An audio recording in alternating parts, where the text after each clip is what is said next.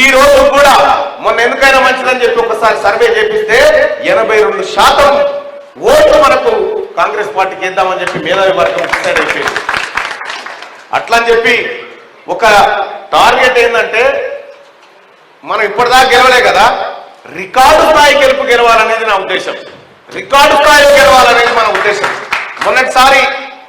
మొన్న జరిగినటువంటి పట్టభద్రుల ఎమ్మెల్సీ ఎన్నికల్లో మీ అందరికి తెలుసు, పల్లా రాజేశ్వర్ రెడ్డి 100 కోట్ల రూపాయలు పెట్టిన దాని మీద 100 కోట్ల రూపాయలు పెట్టినా కాంగ్రెస్ పార్టీ ఆ రోజు యోజన విభాగం అంతా నేను ఎక్కడున్నా నా సోదరుడే కదా నిలబడ్డదని అండదండగా నిలబడ్డది, మీరంతా నిలబడ్డారు, అది నాకు తెలుసు, నేనేం మర్చిపోలేదు.